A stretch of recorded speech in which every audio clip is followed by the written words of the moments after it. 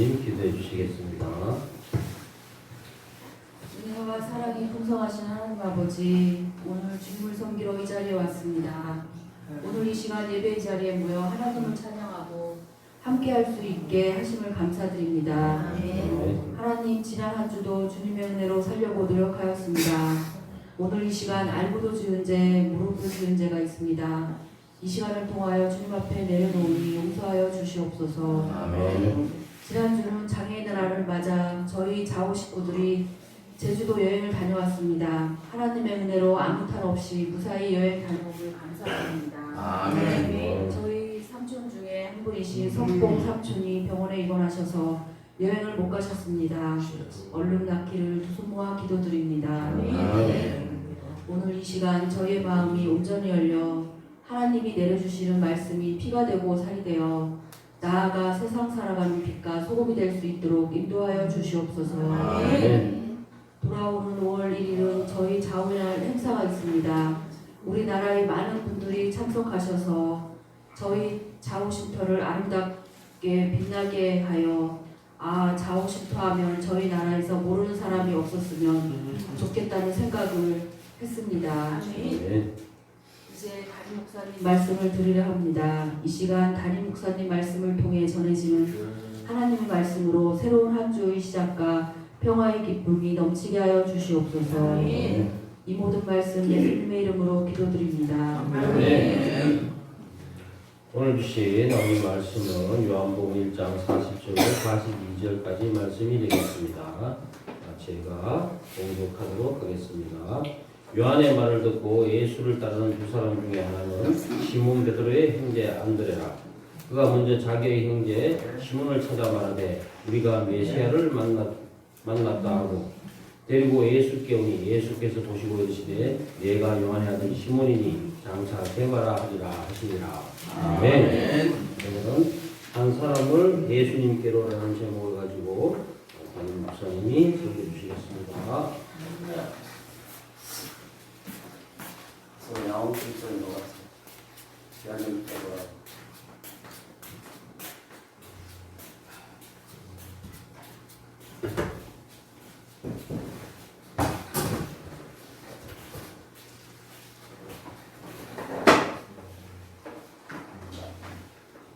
오늘도 좋은 날입니다. 주님의 사랑과 은혜와 능력과 복주심이 여러분 모두와 함께 하기를 바랍니다. 우리 성경 집사님 기도대로 지난 주간에 우리 31명이 제주도 여행 잘 마치고 또 감사거리를 가지고 왔습니다. 2주 전에 무슨 날이었죠? 부활주일이었죠. 그러면 여러분들이 지금 부활에 대해서 얼마나 생각을 하고 계십니까? 믿음이 뭘까요? 믿음이 뭘까요? 예수님께서 십자가에 달려 돌아가신 것이 바로 나 때문입니다 라는 것, 그것을 믿는 것이 믿음이에요. 예수님께서 내 죄를 갚아주기 십자가에 달려 돌아가셨다는 것을 부인하고 믿지 않는 것은 그것은 불신앙입니다. 교회에 와서 그냥 왔다 가는 사람이지 성도가 아니에요. 자기 비즈니스, 어떤 자기 유익을 위해서 온 사람이지 아니에요.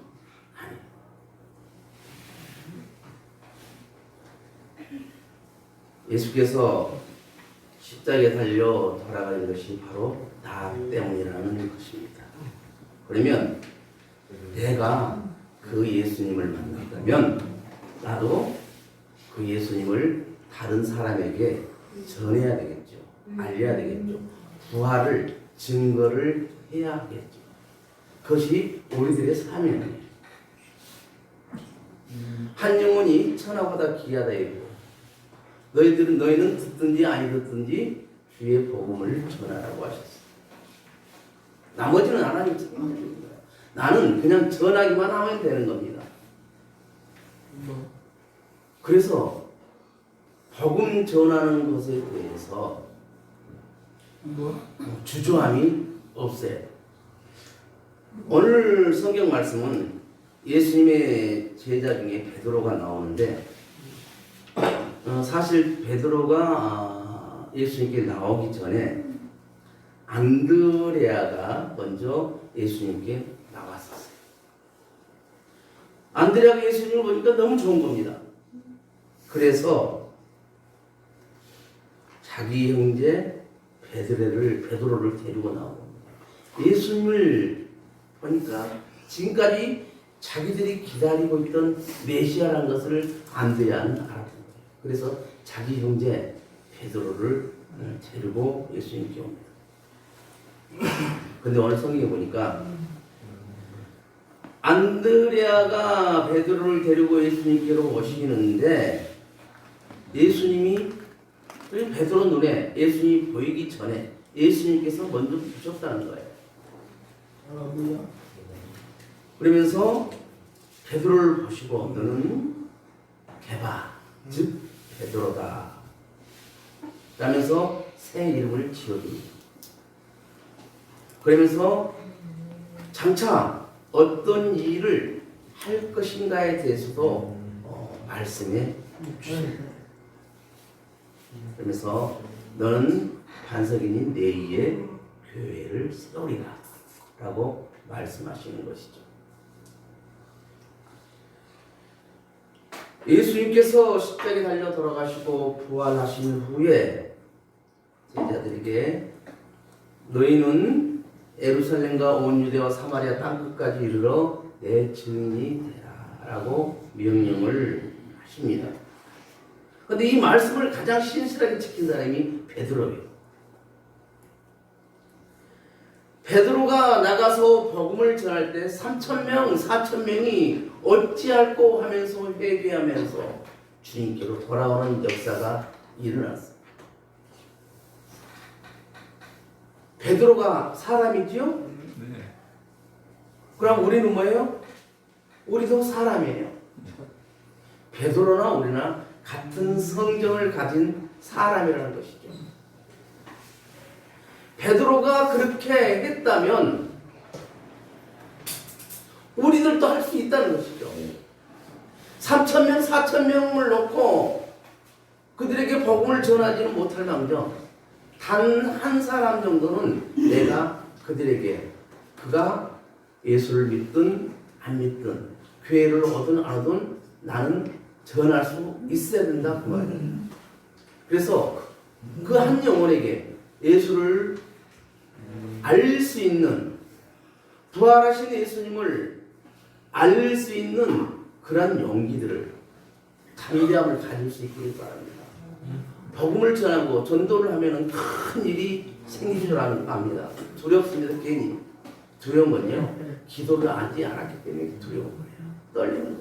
기도를 내가 하고 그 영혼에게 복음을 전하리라.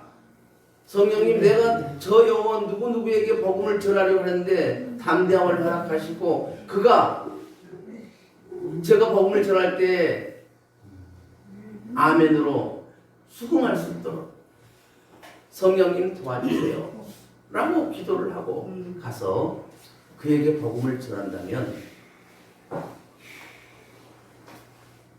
충분히 복음을 전할 수 있게 됩니다.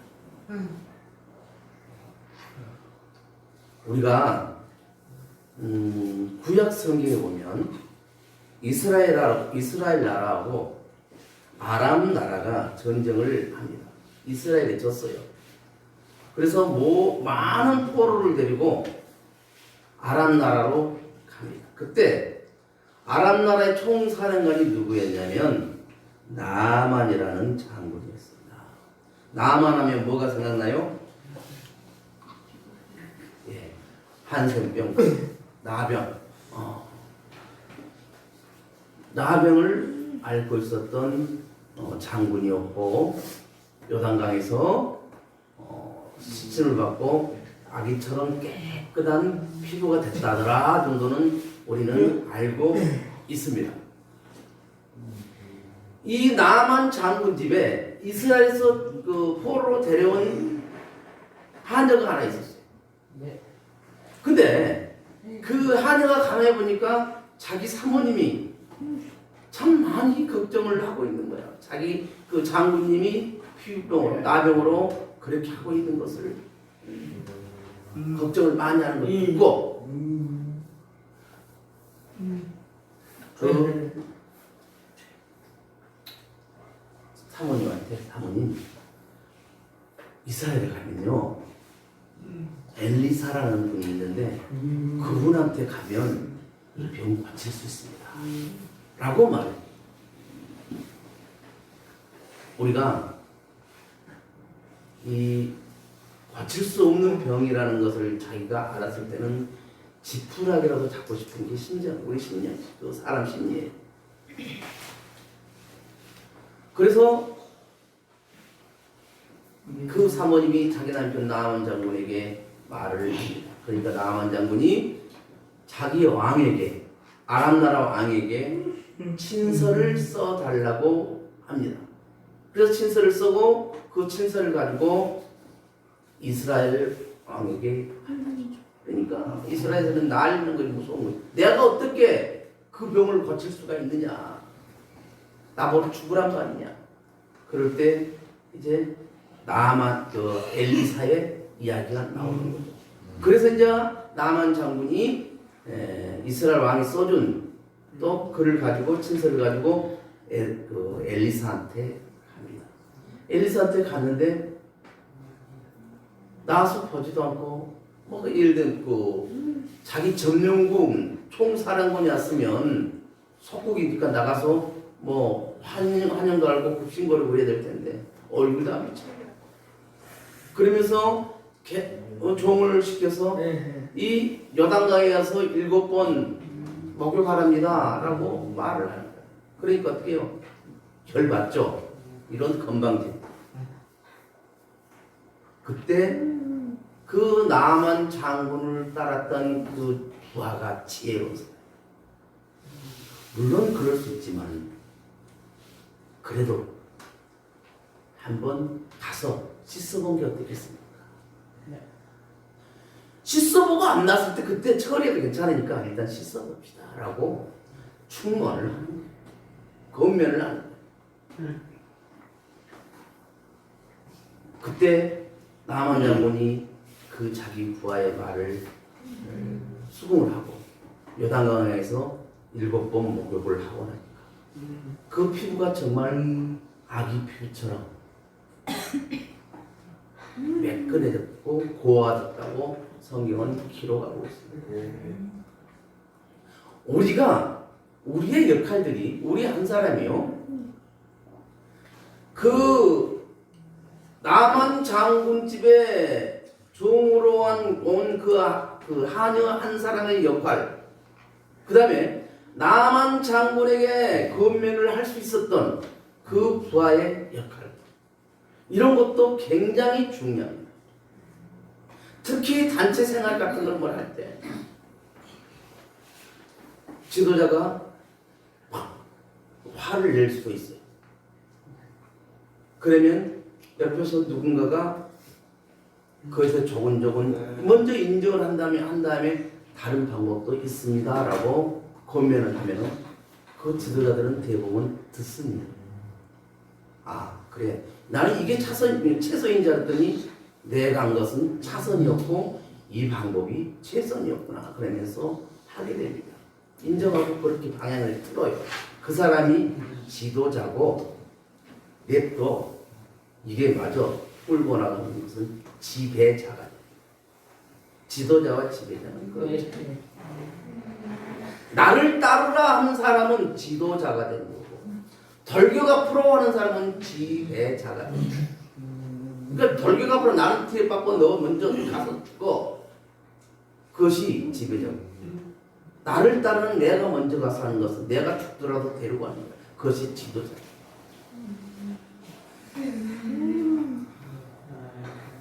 예수님은 한 사람의 중요함을 말씀하면서 누가복음 15장에서 3가지 비유를 하죠.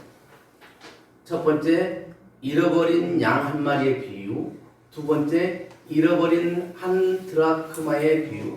또 하나는 집 나간 둘째 아들의 비유를 들어서 하나가 얼마나 소중한지, 그리고 내가 찾고자 하는 것, 찾고자 하는 것이 얼마나 소중한지. 양이 100마리가 있어요. 아홉 마리는 풀 잘 뜯고 있습니다. 그런데 한 마리가 없어졌어.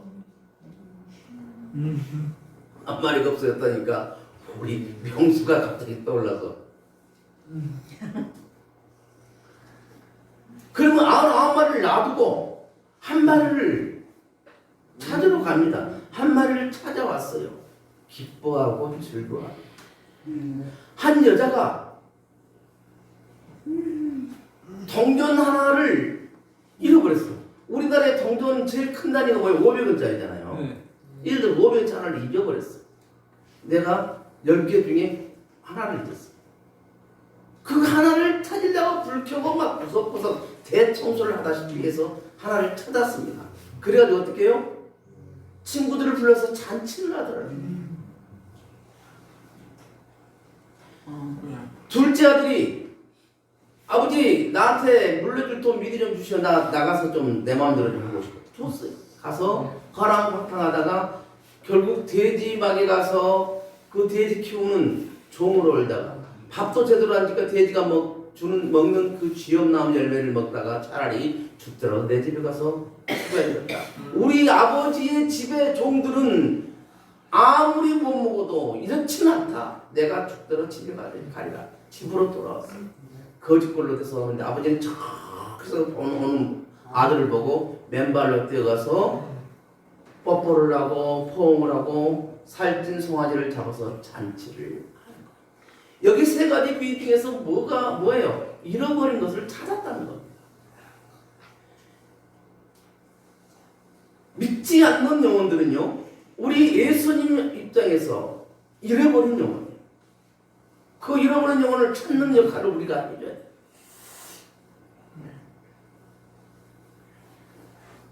아니, 천국 있는지 없는지, 지옥이 있는지 없는지 죽어봐야지 우리가 뭘 알겠어요. 왜 이렇게 강요를 하십니까? 라고 말을 합니다. 그러나요, 갔는데 지옥이 없다고 하면서 내가 멋대로 살았어. 근데 가보니까 지옥이 있네. 그때는 어떻게 할 거야? 그때는 빼도 박도 못하는 거야. 죽고 난 후에는요, 아무리 발버둥 쳐도 전도가 안 되고 내가 어떤 구원받을 수 있는 길이 없는 거예요.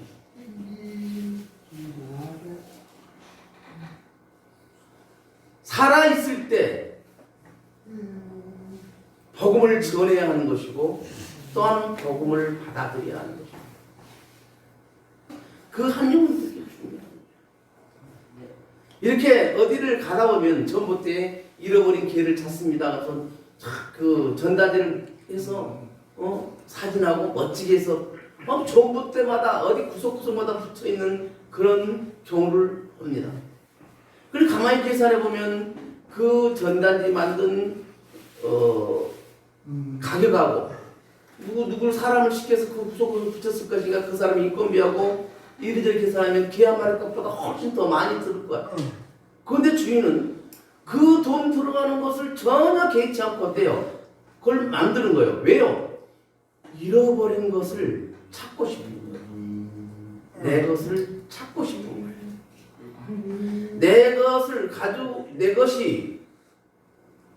것을 잃어버렸을 때의 그 상실감, 그러나 그것을 다시 찾았을 때의 그 감격, 우리는 그런 마음을 가져야 돼요. 잃어버린 영혼, 그 영혼이 내 사람이 같다고 생각해야 돼요. 그래서 그 영혼을 내가 찾아와야 된다는 그런 마음을, 그런 마인드를 가져야 돼요. 그랬을 때 어떻게 됩니까? 같이 기뻐하고 감사할 수가 있는 겁니다. 제 주위에는 예수를 믿다가 중간에 실족한 분들이 참 많아요. 제가 특수사역을 하고 있어서 그런지 모르지만 제 눈에는 그런 사람들이 많이 보여요. 그럼 전 출중없이 그들을 이야기를 들어주고 복음을 전합니다. 그래서 괜찮습니다. 술, 담배 먹고 마셔도 괜찮습니다. 내가 조금 이상해도 괜찮습니다. 오세요. 아픕니까? 오세요. 기도합시다. 예수님께서 치료해 주신다고 약속하셨습니다. 성경에 치료해 주신다고 기록되어 있다면 내가 그 말을 믿어야 되는 거예요. 믿었을 때 역사가 일어나는 거예요. 믿고 기도했을 때 역사가 일어나는 거예요. 믿지 않고 아무리 기도해봐야 역사 안 일어나요. 하나님 말씀을 내가 믿어야지. 예수님 말씀을 내가 믿어야지. 천지가 개벽해도 하나님께서 내가 너와 함께하마 걱정하지 마라 그랬다면 그 말을 믿고 하나님을 의지해야죠. 근데 우리 환경에 따라서 어떻게 해요? 하나님은 뒤로 밀려날 때가 많습니다. 하나님은 그러지 말라. 나를 믿어라. 내가 너와 함께하리라.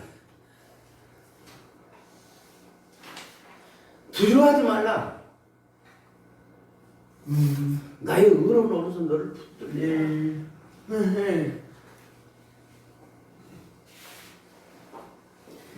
신들러 리스트라는 영화가 있습니다. 영화를 보신 분은 있을 거예요. 이 신들러라는 독일 사업가예요. 근데 히틀러가 유태인들을 학살하기 시작합니다.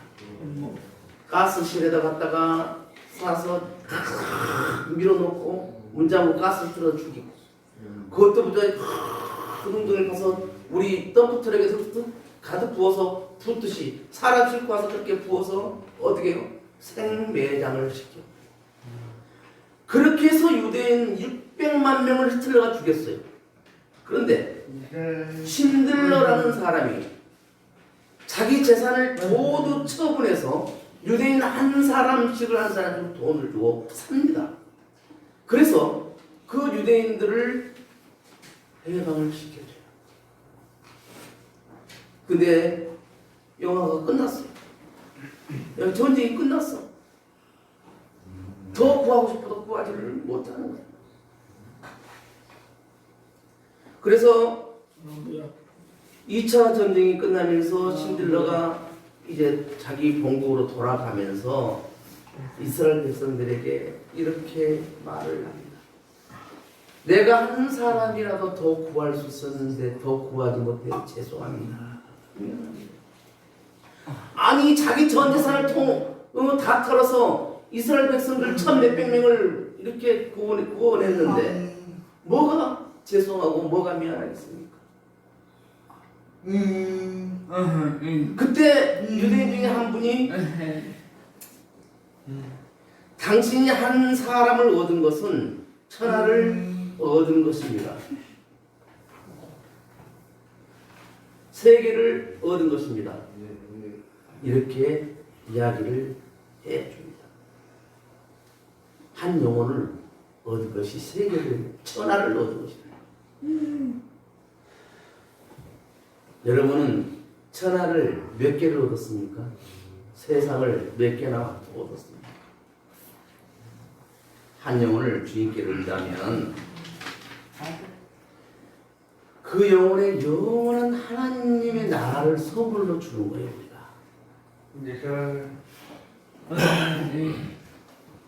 우리 하나님께서 천지 만물을 창조하시고 창조하신 후에 첫 번째 하신 일이 뭐예요? 사람을 찾았어요. 사람을. 천지 만물을 창조하시고 난 다음에 7일째 되는 날 안식을 하시고 어느 날 보니까 아담이야.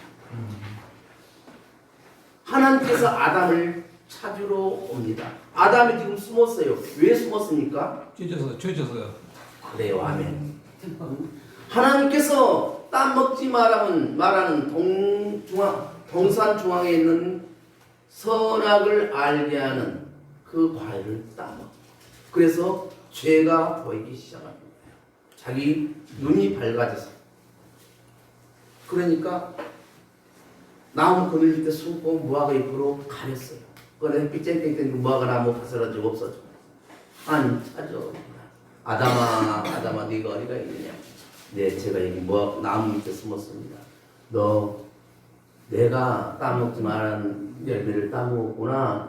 네. 이 여자가 먹자고요. 남자들이 여자보다 더 핑계를 잘 대나요? 이 여자가 따먹자 해서 먹었습니다. 너는 왜 그러냐? 사단이 와서요 맨날 며칠을 꼬시는데 안 넘어갈 수가 없었어요. 어떻게는 말도 잘하고 이는 또 잘생겼어요. 참 그렇게 연예인처럼 잘생긴 사단이 와서 이놈이 와서 나를 꼬시는데 내가 안 넘어갈 수가 없었습니다. 그래서 몇 번 거절하다가 결국 따먹었습니다. 땅을 일궈서 가족을 돌봐야 되고 하느는 해산의 고통을 맛봐야 되고 뱀너는 땅을 기어다니며 살아야 될 거고 여자의 후손이 내 머리를 밟을 것이다 라고 하나님께서 말씀하십니다.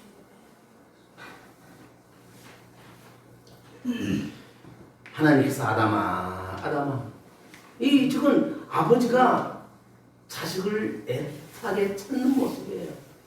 하나님 아버지가 아들을 자식을 애타게 찾는 거예요. 명규야 정규야 철규야 규트리오